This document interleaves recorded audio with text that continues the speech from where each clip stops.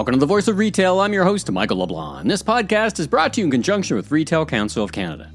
In an exclusive interview, the one and only Wes Hall joins the podcast to talk about his new book, No Bootstraps When You're Barefoot, My Rise from a Jamaican Plantation Shack to the Boardrooms of Bay Street. Wes shares his story and advice for retailers and how they can genuinely help Black entrepreneurs, and adds hints for anyone who winds up in front of him on CBC's Dragon's Den.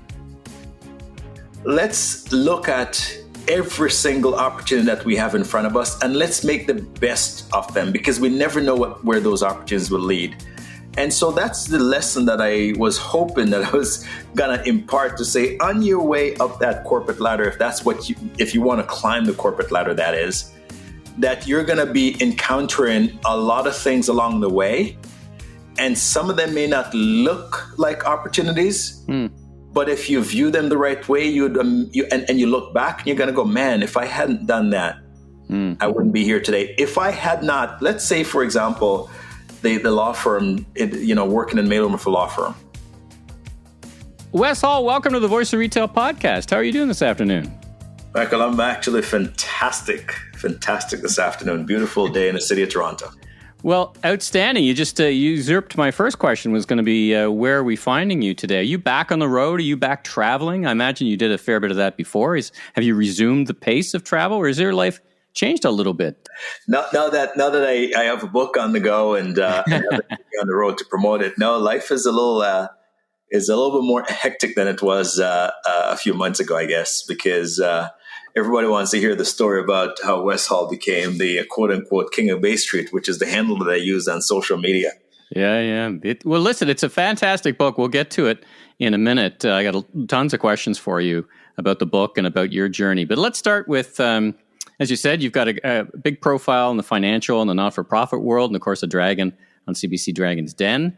Many listeners would know of you, but maybe not all, and maybe they might not know as much as they need to about you. Tell us about who you are and what you do for a living.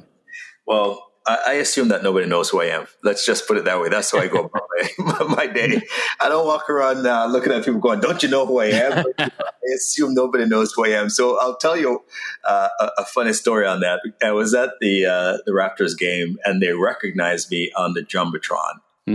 And everybody in the audience was clapping and stuff. And after I decided to go on social media, and they put a picture of me and they put it on the Raptors social media Instagram page.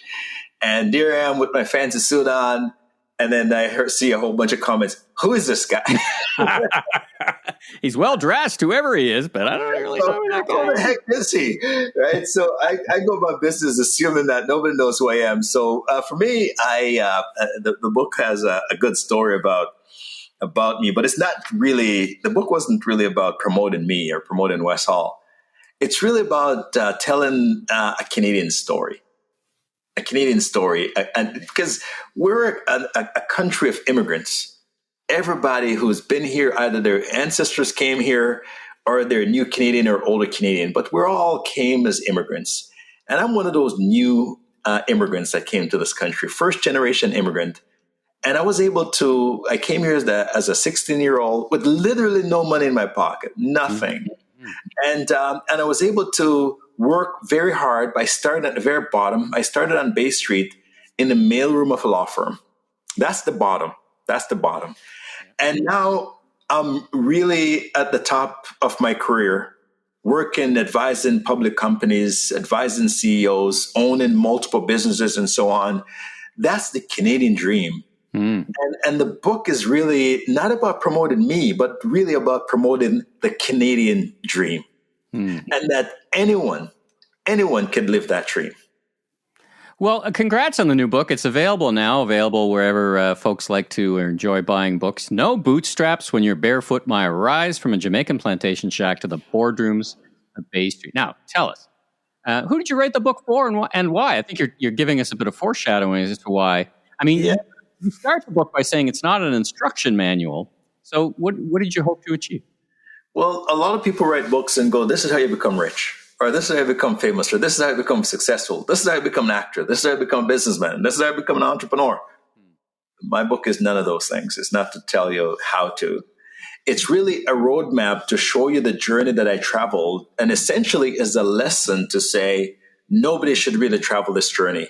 If we're looking out for a fellow man, we're going to make sure that anyone who's in the situation that I found myself in, from I was a baby all the way to now, that if we can do something to prevent that from happening, it's our duty to make sure that nobody had to live that journey. A lot of people go, you have to go through hardship to be successful. Yes, but not all kinds of hardship.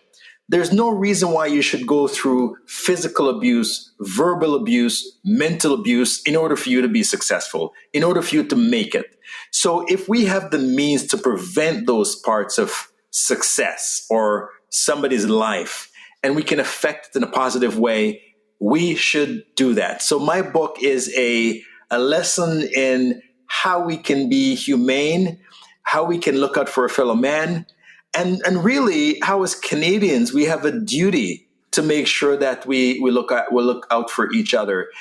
I got up here because I had a lot of people that didn't look like me, that really looked after me, looked out for me. When they hired me, they made sure that I'm successful. Unfortunately, we're getting away from that, whereby people now have to, no, you got to prove yourself first. Well, when I got my second job, which is the first one was out of, my second break was, the first one was in the mailroom. And people may say that's not a break, but it was a break. It was a big break because I get to understand Bay Street by looking at it from the eyes of a mail clerk. And I got to understand the politics of Bay Street. So that was a big break. When I got my second big break, which is to work for Canvas Global, I didn't have any experience to do those jobs. None. Zero. I had no skills to do that job. But yet somebody said to themselves, I am going to take this kid under my wing. I'm going to teach him what I know. And I'm forever grateful for the gentleman who did that for me. Forever grateful. What do they call it? When you get to the top, send the elevator back down kind of metaphors, Absolutely. right? You're clearly a master, great communicator. Your business ventures are built around communication. But I just want to get back to the tradecraft of the book a little bit, because to my mind, it's a really great first-person read. Now, as you sat down to tackle that blank page, it's not as always easy as writing a prospectus or helping people write a press release. Talk about your writing process. I just interviewed Stephen Pressfield, who The War of Art, which I don't know if you've had a chance to read that book. He describes this gravity-like force called resistance that faces all creative people, that gets in your way of doing anything. What was your process? Some authors force themselves to write an amount per day. Some, just set goals. How did you approach this? Well, you also have to, Michael, add being a busy executive on top of that. Sure. If you're an author, your job is to write stuff. That's it. You don't have other things distracting you from writing. The only thing that generally may distract you is writer's block. I just don't know, as you mentioned, there's a blank page and I don't know how to fill it. So I started the process by going, I am going to write X number of pages a day, X number of chapters a month. And then I start to write the stuff and I realize that this is hard. This is hard. And after finishing the first chapter, I go, man, how many more? I ask my... Am I done yet? Yeah, that was great. And he's like, yeah, I got about 20 more of those. I'm like, man. So I go, I need to work with someone.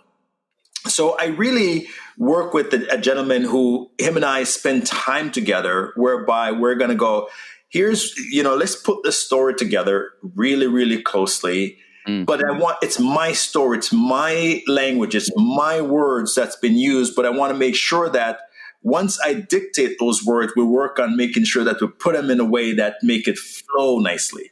Because one of the things about when you're writing a press release, as you mentioned, you're writing about facts. You're not telling a story in a press release. And so in corporate Canada, for example, we got to the point at Kingsdale whereby when people are putting out their prospectuses and they're putting out their information circular, they were just boring, dull legal documents. Boring and dull. And what we've decided to do is to use them to tell stories about the company and about the investment. And people start to appreciate that a lot more, but we had to fight with the lawyers and the bankers and everybody who like to see these things out in a boring kind of way. Yeah. It's the same thing with writing a book. I have to write it in a way where people can go, I want to turn the page.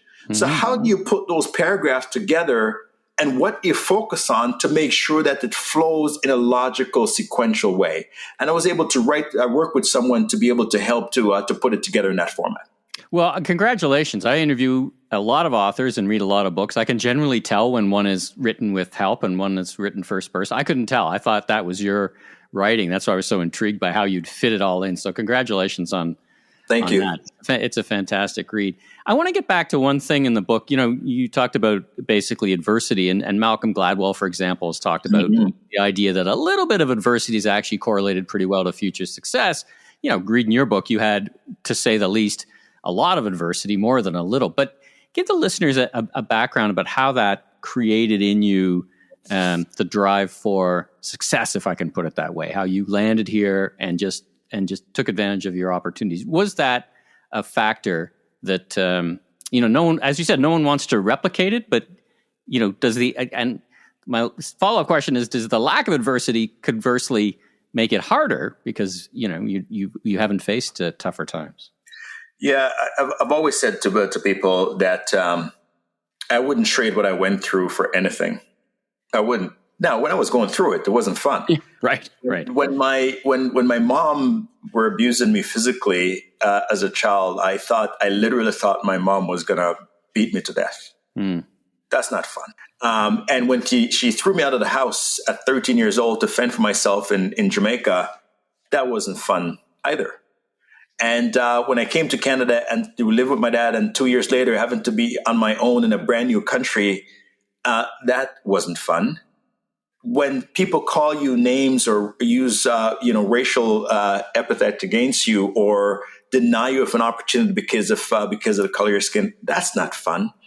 But they built in me certain resilience that allowed me to just keep on pushing, because every time I win, I go, I didn't know that. I didn't know that would happen to me. And then after, it's almost like a baseball player. Every time they swing at the ball, they get a single. And so are they going to stop swinging because they got one strikeout? But they know that they're getting singles. Singles win games. They're going to get on base. They get advanced. They get on base and they get advanced. And so I was getting a lot of singles along the way, even though I was getting this hardship that was coming along. But I knew that those hardships would make me stronger. And so I went from not knowing that I would ever leave the small town that my grandmother raised me in rural Jamaica, never leaving there. And I thought I was going to work on a sugarcane plantation like my grandmother did and like her ancestors did for the rest of my life, because I have a brother in Jamaica right now, and that's what he does. And because everybody in that community, nobody leaves that community. I thought I was going to be in that community forever. And so when I got the opportunity to actually come to Canada, I didn't remember about the hardship that I faced in that in that plantation house at all. I just thought about, wow, look at this great opportunity I now have. I can be whatever I want. You just saw the future. Yeah. Exactly. I saw the future right there in front of me, but I didn't know how good the future was. I just knew that the future was better than I left behind. And that's all that mattered to me. Because I went through, the abuse from my mom, I now know that I'm never going to treat my children that way. Mm-hmm. And because my father got this woman pregnant, left her in Jamaica, and I was abused by my mother, and I know that I need to be a better husband. And because my grandmother was so kind to me and everybody, I want to be more like her. And so all the things that I've went through, it helped me to become a better person. And I believe that had I not gone through all those things, I would be a different person today. I really believe that. And it's those characteristics that you've imparted on your kids and I guess on your kids' kids, right? Because thankfully they don't have to go through the same thing. So is that your idea? I mean, you've got a great family and very successful in their own right.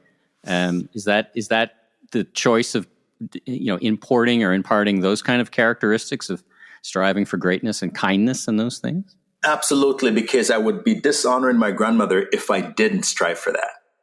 Because she wanted to raise decent grandkids. That's the only goal she had. She didn't say, I want to raise these kids to become rich so that they can look after me when I'm old.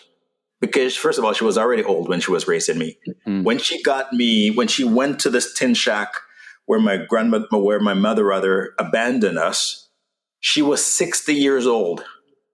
My grandmother, 60. She was supposed to be going off into the sunset and collecting Social Security. She knew she now have to even work harder. She died at 97 years old in poverty because she was still looking after great-great-grandkids when she died. Wow. So I would be dishonoring her if I didn't pass her legacy down to my children, for them to live the way that she lived, and I live the way that she want me to live. Your book chronicles your journey up to would you say the King of Bay Street? Is there anything you would have done differently along that journey, or you just played the best hand you could, and maybe that's the bigger lesson in the book as well? Yeah, I think you're going to find that you're going to get a lot of opportunities as you go through life, and some of us just turn our nose up at opportunity. Oh, this is not good enough. Oh, you want me to work in a mailroom? I have so much more skills than working in a mailroom. I'm never going to work in a mailroom because it's beneath me. I just feel that it's more of a, let's look at every single opportunity that we have in front of us and let's make the best of them, because we never know where those opportunities will lead. And so that's the lesson that I was hoping that I was going to impart, to say, on your way up that corporate ladder, if you want to climb the corporate ladder, that is, that you're going to be encountering a lot of things along the way. And some of them may not look like opportunities, but if you view them the right way, you look back and you're going to go, man, if I hadn't done that, I wouldn't be here today. If I had not, let's say, for example, the law firm, working in mailroom for a law firm, and I decided to work in the mailroom of Canada Post, because they're both doing mail. Would it lead me to the same place? No, it would meet a whole different group of people that have different perspective in terms of what the future should look like for them. But when I went to Bay Street, not only did I see people in fancy suits driving fancy cars and in fancy offices, I saw a different way of life that I couldn't have imagined before. Didn't even have the context. Didn't even have the context to see I didn't even have the context of it. I couldn't even imagine it. I didn't even know it existed. I saw it on television, though. Right. But now I'm seeing it up close and personal. Yeah. And then all of a sudden you go, maybe if I do certain things, maybe I could be like one of these people. And, because when I came to Canada, I moved to Malvern. Malvern is one of the toughest neighborhoods in the city. We didn't have skyscrapers in Malvern. They were downtown, but downtown was almost like a different universe for us. So when I came down here and I looked at these tall buildings when I came for the job interview, I was amazed. I didn't even know we had that in our own city. I'll give you another example, Michael. I was at a golf course. Black North put on a golf tournament for Black Canadians. And there was about 150 people there. It was at Scarborough Golf Club. And around the golf club were some of the toughest buildings that you could live in, Galloway. And there are people that came to our golf tournament and they said to us, we were raised in those buildings and we didn't know this golf course existed. Wow. They were looking down and they didn't know. They drove by it every day. They had no clue because it was like a different world to them. So how can you dream big when you don't know what dreaming big looks like? And so when I came down to Bay Street, I saw what dreaming big looks like. And I was able to start dreaming big. I want to be in the corner office, doing conference calls and be somebody important. That's dreaming big. I couldn't dream that big if I'd worked in the mailroom of Canada Post. Yeah, and it's only a bus ride away, right? It's only a bus ride away. Such a great lesson. Now, you're the second, kind of the third person I've had the opportunity to interview who contributed to Andrew Willis's Unprecedented. I interviewed Andrew, and I interviewed Michael Medline. Now, you talked about your own business during the COVID era and about the Black North Initiative. So a couple of questions. Let's talk about first some pragmatic stuff. Retailers around Canada are really interested in what's going to happen in how people work. I can't miss this opportunity to talk to someone who's right in touch with so many head offices. How are you feeling about return to office? Of course, for retailers, they tell me today that their downtown locations are not successful. They are picking up that business on e-commerce or in the burbs. How are you feeling about the way people are going to work in the future? How are you organizing yourself, and what are you seeing? Well, Michael, that's a great question, because that's the question of the decade right now, because nobody wants to come back into these towers. I am talking to you from the Exchange Tower, and before COVID, we couldn't find space. They were jammed, right? Yeah. There was one of the banks. We have half the floor, and just before COVID, one of the banks was bidding on us giving up half of the floor. They would give us whatever we wanted, and we go, well, we want to keep it for expansion purposes, and they were very disappointed, and they spent all kinds of money renovating the half that they have, and they finished it just before COVID. I think they have maybe 5 people in there now since COVID. It's a lot of money. There's a lot of money tied up in that spaces, right? A lot of money. Now, if I want to give my space away right now, I probably have to pay somebody to take it. Wow. Because the building probably is maybe 30% occupied. Think about it. And this is not unusual for my building, pretty much all the buildings. So when I go downstairs in the concourse for lunch or walk for coffee, it's just a ghost town still to this day.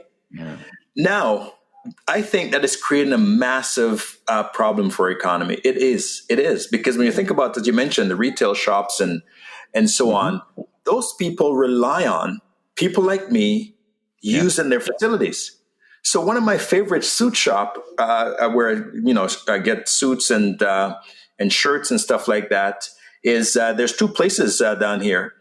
There's a place called Rego downstairs, and they have to now open by appointment only. By appointment only. It's just really crazy, because these businesses have been suffering for years, and all they want is guys like me showing up at the office again. Yeah. And so we mandated our people to show up at the office, but guess what happened? People go, well, if that's the case, I'm going to find another job. Yeah. And, it's interesting, because I can't imagine how your story would have turned out if you had if you fast forward and you would have landed today. Like the mailroom with no one there. Like, what would you be organizing Zoom calls? I'm like, it's a fascinating dynamic. But the economics are pretty compelling, right? If I don't have a lot of office space, I don't know. But the economics are compelling. But here's the problem. I own a hotel in St. Lucia, and during the pandemic, we had to lay everybody off except for the management team. Why? Because we had no guests. And we opened up again.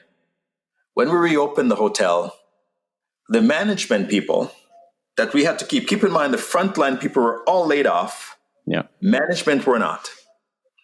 And management said, we want to work from home when the place reopened. But guess who couldn't work from home? Yeah. The people do the work. And making the beds. Yep. They couldn't work from home. They couldn't call that in. And I said that we're creating a society of haves and have-nots, and it's getting worse. And what we're saying is that let's just figure out a way that we can rebalance the scale. I know that it was very imbalanced before because people were working way too hard and they're getting mental stress and so on. We don't want to go back to that, but we certainly don't want to have a situation where we have the frontline people that we really rely on are treated very differently than others.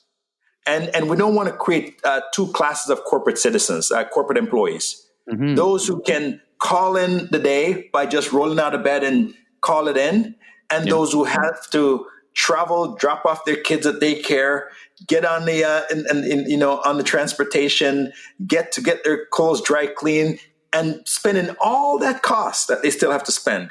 And yet others who are making more money than them are not incurring those additional costs, and they're having better lives. We have to rebalance the scale because what we have right now is not healthy. Let's talk about what you spent the back half of your contribution to Unprecedented, the Black North Initiative. Certainly a strong slate of directors. I see Michael Medline, for example, from Sobe, who's been a guest on the show, to guide the organization. How are you feeling about where you are today, and perhaps some comments on what retailers as a community can do to help achieve your collective objectives? Well, I can tell you that Michael, Medline, and Sobeys are fantastic. Listen, I've known Michael for a long time, and I've always, ever since his Canadian Tire days, he's been a very decent human being, very decent. And I got to serve with him on the Sick Kids Foundation board philanthropically. I've done a lot of things with him philanthropically, and he's got a very kind heart. And combining that with the Sobeys family, it's just amazing.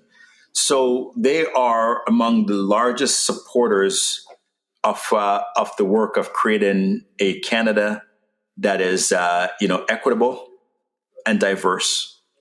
They're not just saying it, they're actually doing it. And if you go into their stores, not only by the people that work in there, but if you look at the products that they carry, it actually reflects this beautiful mosaic that we live in.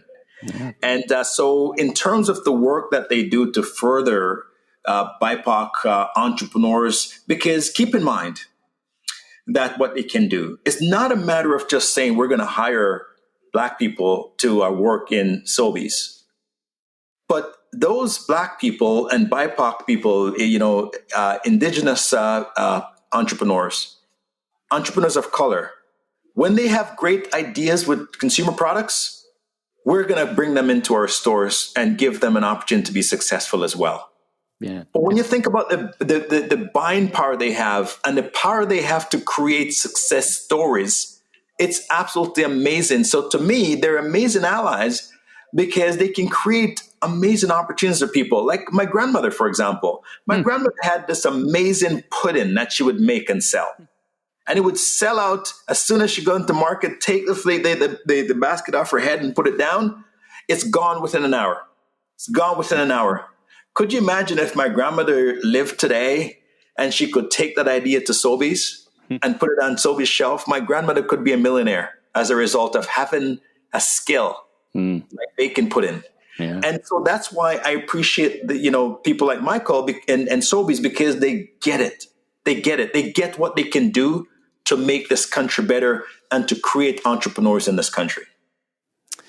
I can't have you on the podcast without touching a little bit on Dragon's Den. You're not my first dragon. Arlene, Vince has been on the show a couple of times. Season, 17 just launched. Yes, sir. Yep. So, tips for those folks appearing in front of you. You see both great ideas and not so great ideas. What's the one or two things advice you would give to anyone who's going to be standing up in front of you pitching an idea for an investment?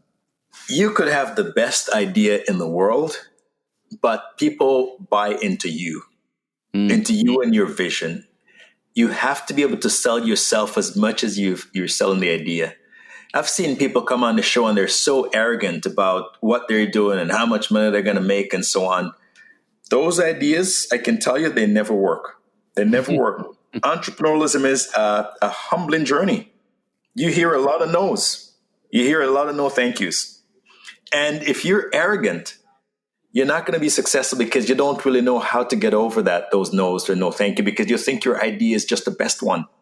And guess what? You're not going to listen to people who are giving you good advice as well. So when I, as a dragon, tell you that your idea should be tweaked this way, that way, you're going to take offense to that. And even though you have the greatest idea, because you're not prepared to take advice, it's never going to come to fruition, or it's never going to reach up to its full potential. So we look for great ideas, yes, but we also look for entrepreneurs with, good disposition who we feel that we can work with, to take that idea from inception, because a lot of things that come to us are new, new businesses, new companies, to take it from that point to make it into something special. A bit of humility. You're talking about humility, right? A bit of, you've got to both be, it's that balance, right? You got to be confident enough to get up and create something on your own and put that in front of people and put yourself out. But at the same time, that blend of being all those things and then humble. Right. You have to be humble because, listen, to get in front of us, to pitch us on the show, it takes a lot of courage to do that. Yeah. And you need a certain amount of confidence, but there's a thin line between confidence and arrogance. And we have to know where that line is, Because if you walk on the show and you tell me that I have the best idea ever and I need this much from you and this is how it's going to make you rich and so on, but you really haven't demonstrated how you're going to make it happen and how you're going to make it work. No, I'm the smartest guy in the world. Just trust me. You're going to make a lot of money from me. Well, somebody else may make a lot of money off you, but it's not going to be me. Not going to be you. It's not going to be me. Well, my guest is Wes Hall. The book is just out. No Bootstrap When You're Barefoot, My Rise from Jamaican Plantation Shack to the Boardroom in Bay Street. Wes, such a treat to chat with you. Such great lessons and, such a Canadian story and a great contribution to the fabric of this land. Thanks so much for joining me on the Voice of Retail podcast. It was a real pleasure. Michael, my pleasure. Thanks for having me. Thanks for tuning into this special episode of The Voice of Retail. If you haven't already, be sure and click and subscribe on your favorite podcast platform so new episodes will land automatically twice a week. And check out my other retail industry media properties, the Remarkable Retail Podcast, Conversations with Commerce Next podcast, and the Food Professor podcast with Dr. Sylvain Charlebois. Last but not least, if you're into barbecue, check out my all-new YouTube barbecue show, Last Request Barbecue, with new episodes each and every week. I'm your host, Michael LeBlanc, president of M.E. LeBlanc Company and Maven Media. And if you're looking for more content or want to chat, follow me on LinkedIn or visit my website at meleblanc.co. Have a safe week, everyone.